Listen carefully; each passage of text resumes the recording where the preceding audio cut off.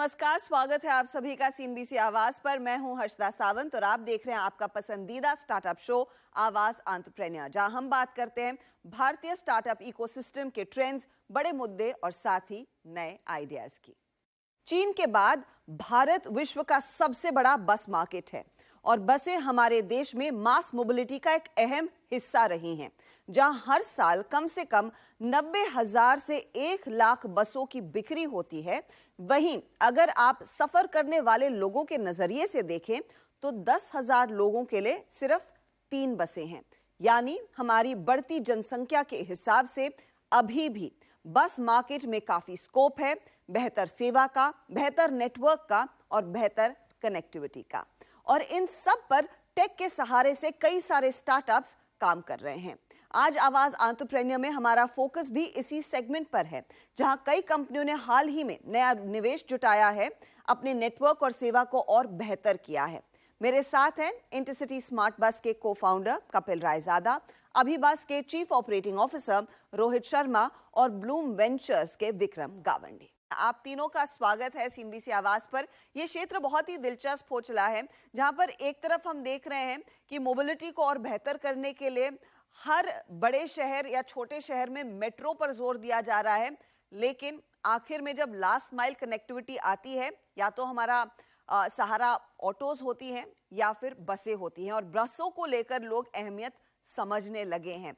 इसीलिए मैं आपसे इस चर्चा को शुरुआत करना चाहूंगी। कपिल, इस सेक्टर में आपने कई सालों से काम किया है, ये बताइए अब ये जो ग्रोथ देखने को मिल रही है, ये किस बेसिस पर ग्रोथ आ रही है, कहां पर सबसे ज्यादा डिमांड बढ़ रही है? तो देखिए, पहले तो मैं बस मार्केट को 2 हिस्सों में बाँटना चाहूँगा। पहला है जो शहर के अंदर बसेस चलती हैं। जैसे आपने बोला मेट्रो के संग जो कम्पीट कर रही हैं, और दूसरी जो शहर के बाहर जाती हैं। हमारा फ़ोकस दूसरी कैटेगरी में है, जो शहर से बाहर जाने वाली बसेस हैं। और यहाँ पे मेरी समझ से ग्रोथ होना मतलब इज़ अ वेरी नेचुरल और वो लॉजिकल है, वो होना ही है, क्योंकि आप ऐसे देखिए शहर से बाहर जाने पे रोड का जो ट्रैवल है वो इंडिया में डोमिनेट करेगा और कोई रास्ता ही नहीं है।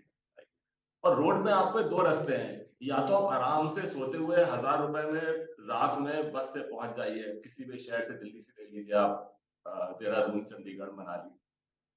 दूसरा है आप अपनी गाड़ी से लेके जाइए, जो 1000 की जगह आपको 6000 ₹7000 पड़ेंगे और दिन का समय वेस्ट होगा। सो ओवरवेलमिंगली हम लोग देख रहे हैं कि बसेस का डोमिनेंस बढ़ रहा है। जो हमको लगता था, जो थोड़ी रुकावट है बस के अडॉप्शन में, वो है कि जैसे आपने कहा, अच्छी बसेस, सेफ बसेस, सुविधाजनक, समय पे चलें, आपको भरोसा हो, उसकी कमी थी। वो पॉइंट जैसे हम एड्रेस करते जा रहे हैं, मेरे ख्याल से इंडिया में बस की ग्रोथ का कोई इधर स्काई इज द लिमिट है। Sky is the limit definitely, और उसी दरअसल लिमिट को और भी एक्सप्लोर कर रही है अभिबस जैसी कंपनियां। रोहित, मैं आपसे समझना चाहूंगी, आपका एक टिकटिंग प्लेटफॉर्म है। ऑफ कोर्स इस मार्केट में हमने देखा था वो जो बड़ा रेवोल्यूशन आया था वो रेड बस ने क्रिएट किया, and then the rest of you followed. तब से लेकर अब तक टेक्नोलॉजी की मदद से आप लोग कितना एक्सप्लॉइट कर पाए हैं इस मार्केट को? जी, जैसे कि मेरे मित्र कपिल ने कहा, स्काई इज द लिमिट और यहाँ पर रोड जो है वो अनलिमिटेड है ग्रोथ के लिए। तो टेक्नोलॉजी एक बहुत ही इंपॉर्टेंट रोल यहाँ पर प्ले कर रही है, क्योंकि कस्टमर्स को बहुत ज्यादा अपेक्षाएं इस समय। कस्टमर्स इंटरनेशनल लेवल के प्रोडक्ट्स यहाँ पर इंडिया में ऑलरेडी इंजॉय कर रहे हैं। तो 5 साल पहले जो चीजें बहुत ही बेसिक थी या जो मिलनी मुश्किल थी, वो आज जो है लोगों के लिए डिफॉल्ट बन गई है। जैसे कि आप बस को अपनी ट्रैक कर पाएं, जिसको हम एक तरह से टेलीमेटिक्स कहते हैं। तो बस के अंदर जो टेलीमेटिक्स है वो आपको एज ए कस्टमर इतनी सारी सुविधाएं प्रदान कर सकते हैं कि बस के कैंसिलेशन या बस के ब्रेकडाउन होने पर आपको समय से पहले बताएं। अगर बस में कुछ आखिरी सीटें बचती हैं तो आप कैसे उसको सस्ते में ले सकते हैं। अच्छी सीटों को कैसे आप बाकियों से पहले ले सकते हैं। तो बसों में हमेशा एक एडिड एडवांटेज रहेगी कि बसों में सप्लाई काफी ज्यादा अतिरिक्त है कंपेयर टू ट्रेन्स और फ्लाइट्स में, जहां पर सप्लाई बहुत ही लिमिटेड है। तो जब आपके पास सप्लाई बहुत ज्यादा होती है तो आप हमेशा चाहेंगे कि आपको बेस्ट ऑफ द प्रोडक्ट मिले। तो टेक्नोलॉजी के माध्यम से ओवरऑल एक बेहतर अनुभव दे पाएंगे, ताकि कस्टमर ना केवल सफर करे बट ऑल्सो आई थिंक बस हमारा पिछले 5 साल में एक ऑब्जेक्टिव रहा है that we want to make people fall in bus travel again.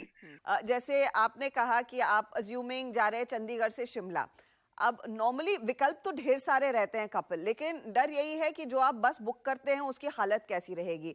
80% बसों की हालत बहुत ही जर्जर हुआ करती थी, हालत खराब हो जाती थी। उस प्रॉब्लम को आप लोगों ने कैसे सॉल्व किया है, अगर उसका एक मुझे अंदाजा दे सके, क्योंकि दिक्कत वही है, इसीलिए लोग अपनी खुद की गाड़ी में जाना बेहतर सोचते हैं। अगर हम ये रोड ब्लॉक हटा दें रास्ते से, अगर एक बस सर्विस ऐसी हो जिसपे आपको विश्वास हो, भरोसा हो कि बस अच्छी होगी, आपको ट्रीट ठीक से किया जाएगा और आप समय से पहुंच जाएंगे, तो ऐसा कोई रीजन ही नहीं है कि लोग बस में ना जाना चाहें। आज की तारीख में गवर्नमेंट ने इतना कर दिया है कि हमारे हाईवेज वर्ल्ड क्लास है जी। हमारी गाड़ियां वर्ल्ड क्लास है, राइट। तो अगर गाड़ी भी अच्छी है और रास्ता भी अच्छा है, तो अब लास्ट जो लेयर बचा वो सर्विस प्रोवाइडर का बचा। अगर सर्विस प्रोवाइडर्स ट्रस्टेड रिलायबल हो जाएं, तो मैं फिर से बोलता हूं, sky is the limit, people will leave train, लोग ट्रेन छोड़ के और कार छोड़ के बस पे जाएंगे। और ये हमारे देश के लिए भी जरूरी है कि पब्लिक मोड ऑफ जो ट्रांसपोर्ट है वो बढ़े। Cars is not the way forward हमारी कंट्री के लिए। तो सिर्फ ये पैसेंजर्स के लिए भी कन्वीनियंट है, और ये हमारी समझ से हमारी कंट्री, हमारी सोसाइटी के लिए भी यही रास्ता फॉरवर्ड है। विक्रम, मैं आपका पर्सपेक्टिव लेना चाहूंगी, कंसिडरिंग आपने इनफैक्ट इंटरसिटी में निवेश किया है। जब आप लोग इस तरह के मॉडल को बैक कर रहे हैं, अब bus services is not something new, it's not rocket science, लेकिन थोड़ा सा बदलाव आ रहा है। तो क्या वो बदलाव आपने आता देखा, क्या आपने प्रिडिक्ट किया कि आपको लगा कि इस तरह के प्लेटफॉर्म्स में निवेश करना चाहिए और शायद यहाँ पर आपके भी अच्छे रिटर्न बनेंगे? Because at the end of the day अगर आप पैसा दे रहे हैं उससे आप भी कुछ कमाएंगे। अच्छा, तो अगर मैं थोड़ी स्टेप्स पीछे लूं, एक आदमी को ट्रैवल करना है एक शहर से दूसरे शहर, तो 3 तरीके हैं: सड़क, फ्लाइट्स या रेल। फ्लाइट्स और रेल आर कंस्ट्रेंड क्योंकि इतना सप्लाई नहीं है। बसेस है, अब बसेस में दिक्कत ये है कि वो बहुत फ्रेगमेंटेड मार्केट है। हमारा ये ख्याल था कि एक कंज्यूमर, एक नए इंडिया का नया कंज्यूमर को एक स्टैंडर्डाइज एक्सपीरियंस चाहिए। फर्ज करो वो इंडिगो पे जाता है तो उसको 5 चीजें मिलती है, या वो एयरबीएनबी में रहने जाता है या ताज होटल में रहने जाता है तो उसको एक स्टैंडर्ड एक्सपीरियंस मिलता है, वो बस पे भी मिले। यही हमारा थीसिस था जो इंटरसिटी ने निभाया। एंड इसमें ऐसा नहीं था कि हम किसी और का मार्केट मार के ले रहे थे, क्योंकि इंटरसिटी का कभी ये ख्वाब नहीं था, ना रहेगा शायद, कि वो खुद की बसेस हो। तो जो एग्जिस्टिंग बस ऑपरेटर्स है उनके साथ जाए, टाई अप करे, बस ले, उसके ऊपर टेक्नोलॉजी बिठाए और फिर कंज्यूमर को बेस्ट एक्सपीरियंस दे। सिमिलरली जो हमारे ऑपरेटिंग मेट्रिक्स होते हैं, जैसे फ्लाइट में एक 2 टर्म्स होती है, रास्क कास्क, वो सिमिलर हम बस में लाए ताकि हमारी प्रॉफिटेबिलिटी भी अच्छी रहे। सो ये पूरी हमारी थीसिस थी जिसके हिसाब से इंटरसिटी का इन्वेस्टमेंट हुआ। इनफैक्ट आई एम श्योर यहाँ पर आप ये भी मॉनिटर करते हैं कि यील्ड किस तरह से है, पर पैसेंजर यील्ड क्या बनती दिखाई दे रही है। तो रोहित, आपके एक्सपीरियंस में वो पर पैसेंजर यील्ड अभी बस जैसे प्लेयर्स के लिए कैसी रहेगी, जहां पर ये एक बहुत ही लार्ज अनऑर्गेनाइज प्लेयर है और आप 2, 4, 5, 6 लोग मिलकर इसको ऑर्गेनाइज करने की कोशिश कर रहे हैं? देखिए, यील्ड जो है वो हमेशा तकनीक के साथ आती है। जैसे जैसे आप नए प्रोडक्ट्स निकालेंगे, नए ऑप्शंस निकालेंगे, भारतीय कंज्यूमर हमेशा एक्स्ट्रा पैसे देने के लिए तैयार है। जैसे मेरे मित्र ने कहा कि यहाँ पे भारतीय बाजार में कभी भी बैटलफील्ड सिचुएशन नहीं है। आप कुछ भी निकालेंगे, there will be a market to absorb that. तो हमने ये अनुभव किया पिछले 5 साल में कि क्योंकि बसों की क्वालिटी इंप्रूव हुई है, क्योंकि इंफ्रास्ट्रक्चर इंप्रूव हुआ है, तो जिसे हम कहते हैं कि एटीवी, एवरेज ट्रांजैक्शन वैल्यू, भी काफी हद तक इंप्रूव हुई है। अगर मैं प्री कोविड से कंपेयर करूं तो almost 40% ATV private bus owners ने जो है महसूस किया है यहाँ पर, तो which is a remarkable upgrade. तो कस्टमर जो है उसी सर्विस के लिए 40% और देने को तैयार है, क्योंकि आपने तकनीक के माध्यम से उसको बेटर सीट दी है और बेहतर गारंटी दिया है। साथ ही साथ हमने ये भी नोटिस किया है, क्योंकि air traffic fuel prices have sky rocketed. आपने देखा पिछले खासकर यूक्रेन रशिया की वॉर के बाद प्राइसेस काफी तेजी से बढ़े। उस प्राइस का सीधा असर पहले जो है वो फ्लाइट कस्टमर्स के ऊपर आता है। बिजनेस क्लास के क्वालिटी की अगर आप बस लेते हैं किसी भी नए बस ऑपरेटर से आज की डेट में, की जिनकी फ्लीट नहीं है, तो आपको वही अनुभव मिलेगा ऑलमोस्ट 1/10 प्राइस पर। तो यील्ड तो डेफिनेटली एक्सपोनेंशियली इंप्रूव हुई है, मार्जिन काफी अच्छे से इंप्रूव हुए हैं।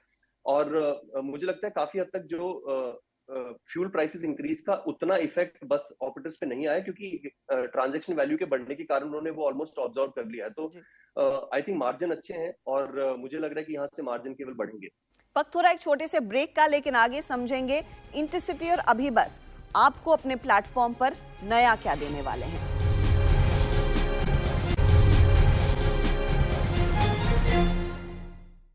Welcome back. आप देख रहे हैं आवाज एंटरप्रेन्योर और हमारा फोकस इस बार बसिंग सेगमेंट पर है। हमारे साथ हैं इंटरसिटी स्मार्ट बस के को फाउंडर कपिल रायजादा, अभी बस के chief operating officer Rohit Sharma और साथ ही इस सेक्टर में निवेश करने वाली कंपनी ब्लूम वेंचर्स के वीपी विक्रम गावंडे। कपिल, मैं आपका भी पर्सपेक्टिव लेना चाहूंगी क्योंकि आपकी मैं हिस्ट्री देख रही थी एंड 2023 में इनफैक्ट आप लोगों ने एक बहुत बढ़िया नंबर्स भी डिलीवर किया। आप कह रहे हैं कि पिछले साल की तुलना में आप लोगों का उस फाइनेंशियल ईयर में लगभग 6 गुना ग्रोथ रही। तो ये ग्रोथ लार्जली कहाँ से ड्राइव हो रही है?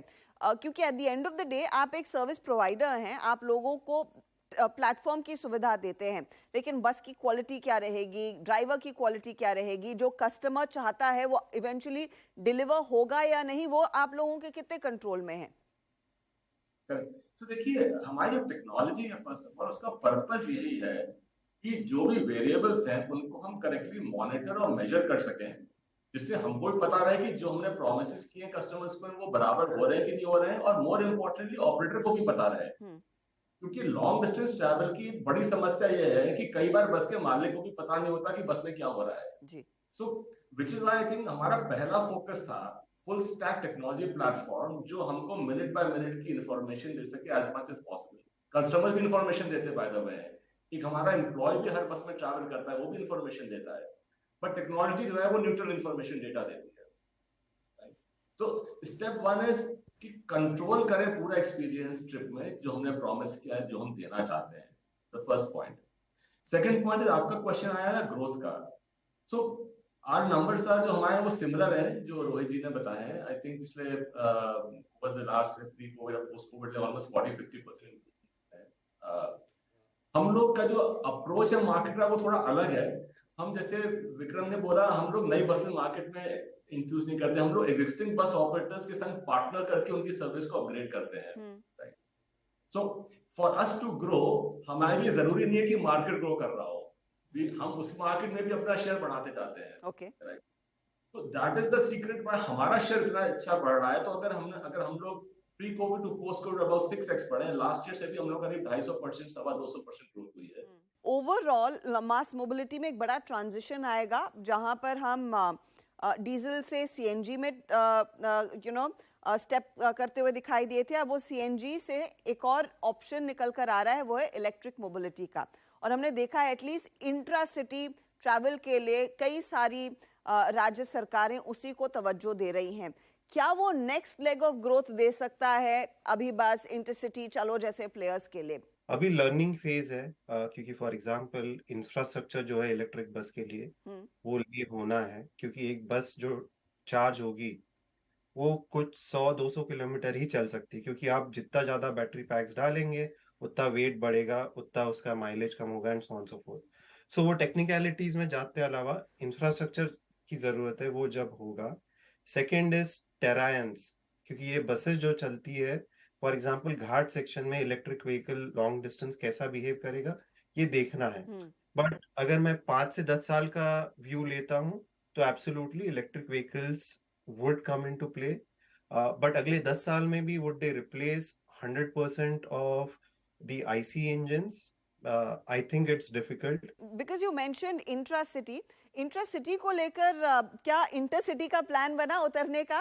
बिकॉज आप ऑफ कोर्स एक शहर से दूसरे शहर को कनेक्ट कर रहे हैं, लेकिन शहर के अंदर की सेवाएं जो हैं, जैसे मुंबई में हम देखते हैं, चलो ने टाई अप कर लिया था बेस्ट के साथ, लेकिन प्राइवेट ऑपरेटर्स आए, शटल जैसे प्लेयर्स आए, कुछ और कंपनी आई, कुछ चली कुछ नहीं चली। वो कितनी बड़ी अपॉर्चुनिटी है, उस पर आपकी क्या नजरें हैं कपिल?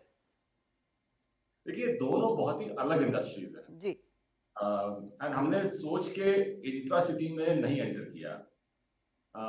वन इज जो कंज्यूमर का बिहेवियर इंट्रा सिटी में होता है वो काफी अलग होता है, उसको अपने रास्ते के बारे में सब पूरी जानकारी रहती है, राइट। एंड वो हर दिन वेरी भी करता है, कभी ऑफिस से आप जल्दी निकलेंगे, कभी देर से निकलेंगे, etcetera etcetera. So it's a very different customer, point number 1। Second, अगर आप रेगुलेटरी फ्रेमवर्क भी देखें तो इंट्रा सिटी में गवर्नमेंट का कंट्रोल ज्यादा है। जी। सो दोनों ही रीजन से वी फेल्ट कि नए बिजनेस को जाके समझने से बेटर है कि अपना जो बिजनेस हम समझते हैं उसको हम ग्रो करें। ऑलरेडी कई सारी स्टार्टअप्स इंट्रा सिटी मोबिलिटी की प्रॉब्लम सॉल्व कर रही हैं। ओला है, उबर है, यूलो है, various models are going out there. Our preference would be to, हम चाहेंगे पार्टनर करना उन लोगों से जिन्होंने इंट्रा सिटी को हमसे बेहतर समझा है, जी। एज अपोज टू हम हर चीज करना चाहें। तो अभी हमारा इमीडिएट प्लान में इंट्रा सिटी खुद करने का नहीं है, बट हम लोग डेफिनेटली इवैल्यूएट करते रहते हैं स्ट्रेटेजिक पार्टनरशिप रिलेशनशिप, जहां पे हमारा मिडिल माइल जो है वो लास्ट माइल से इंटीग्रेट होके काम कर सकते हैं। रोहित, अभी बस का क्या प्लान है? क्या intercity does it excite you at all? देखिए, भारत एक बहुत ही बड़ा देश है। वी ऑलवेज गेट फैसिनेटेड कि 32 लाख वर्ग किलोमीटर के देश में अवसर तो बहुत हैं, बट क्योंकि हम इलेक्ट्रिक बसेस की बात यहाँ पर कर रहे हैं कि अधिकतर राज्य जो 28 राज्य और 7-8 केंद्र शासित प्रदेश है, उनमें से अधिकतर में एक कोने से दूसरे कोने में जाने के लिए आपको 700-800 किलोमीटर ट्रैवल करना पड़ता है। तो मैं जरूर इस बात से सहमत हूँ कि इलेक्ट्रिक में थोड़ा सा रेंज एंजाइटी इस समय है, बट मुझे लगता है कि टेक्नोलॉजी एक ऐसी चीज है जो बहुत ही फास्ट ग्रो करती है। अब आप अगर वेस्ट में देखें तो टेस्ला और BYD जैसी कंपनियों ने कारें निकाली हैं जो 1000 माइल्स चल सकती हैं, और हम यहाँ पर भारतीय बाजार में इस समय अधिकतर कारें जो है वो कुछ 100 किलोमीटर चल सकती हैं, राइट। सो यहाँ पर जरूर एक टेक्नोलॉजिकल शिफ्ट आने वाला है जो बैटरी कैपेसिटी और बैटरी यूटिलाइजेशन को एक बहुत ही नए आयाम पर लेके जाएगा। Is it going to happen in 2023 या वो 2024 में वो इंट्रोडक्शन इंडिया में होगा? बट मेरे विचार से जितनी जल्दी यहाँ पर अच्छी बड़ी कैपेसिटी की बैटरीज आती हैं, आप ना केवल इंट्रा सिटी बट इवन अंतरराज्यीय बसों में भी आप देखेंगे बहुत सारा इलेक्ट्रिक प्ले आने वाला है, जैसे कि हम देख रहे हैं। मैं विक्रम आपसे समझना फिर ये चाहूंगी, फिर नेक्स्ट लेग ऑफ ग्रोथ आपको क्या लग रहा है, कहाँ से आएगी इस सेक्टर के लिए? जैसे इन ट्रैवल की बात हुई, जैसे रोहित ने बताया कि टेलीमैटिक्स इंस्टॉल होता है बसेस पे। अब ये टेलीमैटिक्स, मैं सिर्फ एक यूज केस की बात कर रहा हूँ कि टेलीमैटिक्स यूज करके मैं मेरी इफिशिएंसी कैसे बढ़ा सकता हूँ, राइट। फॉर एग्जांपल, एक बस ऑपरेटर का बड़ा खर्चा होता है डीजल। अगर मैं मेरे ड्राइवर को इनपुट्स दे पाऊँ कि आप बस ठीक से चलाते नहीं हो, आपने इस हिसाब से चलानी चाहिए, तो मेरा माइलेज बढ़ जाएगा, तो वो मेरी कॉस्ट कम हो जाएगी। सेकंड कॉस्टिंग होता है, मेरे को इंश्योरेंस लेने पड़ते हैं हर गाड़ी के। वो भी अगर इंश्योरेंस में अलग रिवॉल्यूशन हो रहा है जहाँ पे बोल रहे हैं कि जिस हिसाब से आप गाड़ी चलाते हो उस हिसाब से आपको इंश्योरेंस देना पड़ेगा एंड सो ऑन। सो ये सब चीजों से मेरे कॉस्ट सेंटर्स पे फर्क पड़ेगा और यहाँ पे काफी सारी कंपनियां आ सकती है। अब आप मुझे बताइए, नेक्स्ट लेग ऑफ ग्रोथ के लिए आप लोग किन सेंटर्स में एक्सपैंड करना चाहेंगे, किन ज्योग्राफीज में हम देखेंगे इंटरसिटी उतरती हुई दिखाई देगी? देखिए, हम लोग अभी 12 स्टेट्स में हैं, डूइंग अबाउट शायद 35 रूट्स हम लोग के चल रहे हैं अभी। दिस ईयर हमारा फोकस बहुत क्लियरली है कि 35 रूट्स पे हम लोग अपना मार्केट शेयर बढ़ाते जाएं। तो 12 स्टेट्स इंडिया में is a very large geography already. हमारा पहला प्रेमाइस था ये प्रूव करना कि हर स्टेट में हमारे प्रोडक्ट की नीड है कि नहीं है, इसलिए हम लोग शुरू में वाइडर गए। स्टेप 2 हमारे लिए स्ट्रेटेजिकली रहता है कि अब हर मार्केट में गहराई पे जाए। तो जहां हमारा 5% मार्केट शेयर है, हम चाहेंगे वहां हमारा 20% मार्केट शेयर। ओके। तो हमारा भी immediate next I would say 12 months goal would be to go deeper. फिर हमने ऑलरेडी रीजनेबली एस्टैब्लिश कर दी है। ऑफ कोर्स थोड़ी बिट भी बढ़ेगी एज हम डेप्थ में जाएंगे, पर रेशियो शायद 75-25 का होगा, depth versus width. Very quickly Rohit, अगर आप हमें बता सके फिर अभी बस का क्या प्लान है, कैसे आप स्केल करना चाहेंगे, किस तरह की और पार्टनरशिप्स आप लेकर आएंगे, एंड आफ्टर ट्रैवल जो सर्विस है क्या उसमें भी अब आप लोग स्केल करना चाहेंगे? मेरे विचार से आई थिंक हमारा कंट्रीब्यूशन या हमारा पर्सपेक्टिव सबसे बड़ा इनोवेशन की तरफ ही रहेगा, क्योंकि इस टूल के जो है 3 लेग्स हैं, डिमांड, सप्लाई और इनोवेशन। तो भारतीय बाजार में डिमांड की तो आपको चिंता करनी ही नहीं चाहिए, क्योंकि हम दुनिया की सबसे बड़ी कंज्यूमर मार्केट है। सप्लाई में we are in good company from the private operators such as मेरे भाई कपिल, उनके इंटरसिटी कंपनी, और इवन मैं कहना चाहूंगा कि इवन सरकारी आरटीसीज जो स्टेट रोडवेज हैं वो भी काफी निवेश कर रहे हैं अभी। तो सप्लाई भी मुझे लगता है कि नई बसों के चलते अगले 5-10 साल में भारतीयों को बहुत अच्छी क्वालिटी का जो है सर्विस देखने को मिलेगी। तीसरी बात आती है इनोवेशन, जिसमें हमारा सबसे बड़ा योगदान रहता है, और हम बीइंग अ टेक्नोलॉजी कंपनी हमेशा उस बात पे फोकस करते हैं कि मार्केट में पेन पॉइंट्स क्या है कस्टमर्स के। तो जो आपने शुरू में कहा कि आप भी डरते हैं बस में ट्रैवल करने से, तो मेरे विचार से उस बात को 4 बड़ी प्रॉब्लम्स में डिवाइड किया जा सकता है कि या तो बस हमेशा लेट होती है या बस आती ही नहीं है। तीसरा होता है व्यवहार, जो स्टाफ है काफी ज्यादा कई बार वेल ट्रेन नहीं होता, तो बहुत बुरा व्यवहार कई बार होता है यात्रियों के साथ। और जो चौथा है वो जो क्वालिटी से रिलेटेड, कि आपकी सीट फटी हुई है, आपके एसी से जो पानी ड्रिप कर रहा है। तो अभी बस ने इन चारों मूलभूत तथ्यों को ध्यान में रखते हुए काफी बड़ी इनोवेशन करी, जिसे हम बुला रहे हैं अभी अश्योर्ड, जिसमें हम कस्टमर को एक गोल्ड स्टैंडर्ड सर्विस की एक्सपेक्टेशन की यहाँ पर बात कर रहे हैं। और I am very proudly to share कि इंटरसिटी स्मार्ट बस भी हमारे अभी अश्योर्ड पार्टनर्स में से एक है, जिसमें वो एक गारंटी देते हैं इन चारों तथ्यों के ऊपर। कस्टमर को एक अनुभव की गारंटी देते हैं कि अगर ये सब नहीं हो पाएगा तो हम आपको एक ऑल्टरनेट देंगे, हम आपको 2 गुना तक रिफंड भी देंगे, हम आपको एक टैक्सी बुक करा के देंगे। यह सबसे जरूरी कि भारतीयों को चाहिए कि एक एश्योरेंस मिले कि हम इस बात पे एक्शन लेंगे। तो आई थिंक ये बहुत ही एक इनोवेटिव प्रोडक्ट अभी हमने लॉन्च किया। इस तरह के और भी कई प्रोडक्ट्स लाइंड अप है, जिससे हम ओवरऑल कोशिश करेंगे, चाहे आप सरकारी बस से ट्रैवल करें, चाहे आप प्राइवेट बस से ट्रैवल करें, आपको सेम तरह का जो अनुभव प्राप्त हो जो आप एयरलाइन से एक्सपेक्ट करते हैं या जो ओवरसीज से आप एक्सपेक्ट करते हैं। चलिए, इसी नोट पर मैं आप तीनों से इजाजत लूंगी। बहुत बहुत शुक्रिया हमारे लिए समय निकालने के लिए। और मैं बस उम्मीद कर रही हूँ कि अगली बारी जब हमारी मुलाकात हो, मैंने भी थोड़ा बहुत बस ट्रैवल कर लिया होगा। एंड ऑफ कोर्स मैं एक्सपेक्ट कर रही हूँ हमारे दर्शक भी आप लोगों की सेवाओं का फायदा उठाएंगे। चलिए, इसी के साथ आवाज एंटरप्रेन्योर में इस हफ्ते इतना ही। आपको हमारा कार्यक्रम कैसा लगा, इसका फीडबैक आप हमें जरूर दें। हम मौजूद हैं ट्विटर, फेसबुक और इंस्टाग्राम पर। अगले हफ्ते फिर मुलाकात होगी। Good bye.